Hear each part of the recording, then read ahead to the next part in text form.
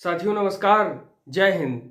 साथियों, हम बात कर रहे थे उन रियासतों की जिन्होंने भारतीय संघ में सम्मिलित होने में बहुत देरी लगा दी, बहुत समय लगा दिया।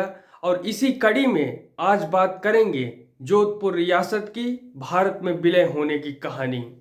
जोधपुर रियासत बहुत बड़ा और बहुत पुराना था। वहाँ का राजा हिंदू था और अधिकांश प्रजा भी हिंदू थी। माउंटबेटन ने एक भोज बुलाई जिसमें जोधपुर के नौजवान राजा और उसमें दूसरे राजपूत राजा भी शामिल थे और सभी लोग आए। तो उसमें जो है जोधपुर के जो नौजवान महाराजा थे, उन्होंने अनेक राजाओं की तरह, अनेक राजपूत राजाओं की तरह ही भारतीय संघ में मिलने की अपनी इच्छा जाहिर की थी। लेकिन उसके तुरंत बाद पता नहीं किसने उसके दिमाग में ये बात भर दी कि चूंकि उसका राज्य पाकिस्तान की सरहद को छूता है, इसलिए वो पाकिस्तान से बेहतर शर्तें हासिल कर सकता है। इस लालच में आकर के जब ये विचार उसके मन में आया तो वो तुरंत मोहम्मद अली जिन्ना से संपर्क करने के लिए चला गया। फिर इस बैठक में जब मोहम्मद अली जिन्ना के पास वो गया तो मुस्लिम लीग के नेताओं ने जोधपुर को कराची में पूर्ण बंदरगाह की सुविधा देने, हथियारों की निर्बाध आपूर्ति करने और उसके अकाल पीड़ित जिलों के लिए सिंध से खाद्यान्न आपूर्ति कराने का भरोसा दिलाया। और इस बातचीत के दौरान अंत में जिन्ना ने महाराजा को खाली पन्ना और कलम उसके सामने कर दिया और कहा कि इस पन्ने पर आप अपनी सारी शर्तें लिख सकते हैं जो हम मानेंगे। खैर, बातचीत समाप्त हुई।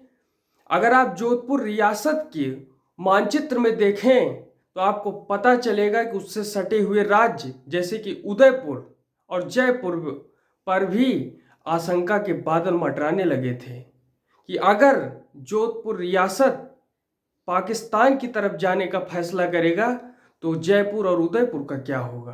ये चिंता के बादल पूरे भारतीय नेताओं के मन में आने लगे थे। खैर, कि जोधपुर में जो होने वाली खलबली थी, हो रही गतिविधि थी, इसकी खबर के.एम. पार्डीकर के माध्यम से सरदार पटेल साहब को पता चलती है। फिर सरदार पटेल साहब ने तुरंत जोधपुर से संपर्क साधा और भारत की तरफ से हथियारों के अबाध आपूर्ति का भरोसा दिया और भरपूर अनाज देने का आश्वासन भी दिया। चूंकि इस रियासत की अधिकांश प्रजा हिंदू थी और इस कारण भी महाराजा ने मुस्लिम देश के साथ तालमेल नहीं बैठा पाया। उसके मन में विचार आने लगे कि अगर पाकिस्तान में वो शामिल हो जाता है और शामिल होते ही हिंदू और मुसलमानों के बीच दंगे होने शुरू हो जाते हैं तो इस स्थिति में वो क्या करेगा, किसका पक्ष लेगा और किसका पक्ष नहीं लेगा, इसके उसके सामने प्रश्न चिन्ह उठने लगा।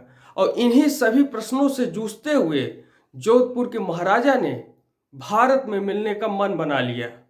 लेकिन नाटक खत्म नहीं हुआ।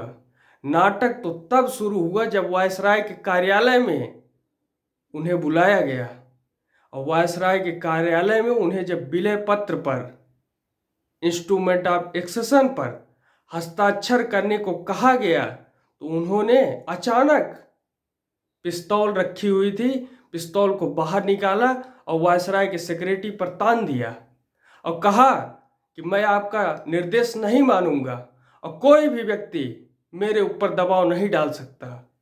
लेकिन कुछ ही मिनटों में धीरे धीरे उसका गुस्सा शांत हो गया और उसने विलय के दस्तावेज पर दस्तखत किए और इस तरीके से जोधपुर रियासत भारतीय संघ में सम्मिलित हुआ। जोधपुर रियासत आज के राजस्थान में है और ये बड़े धूमधाम से आगे बढ़ रहा है। इसी के साथ आप सभी को प्रेम पूर्वक धन्यवाद। जय हिंद।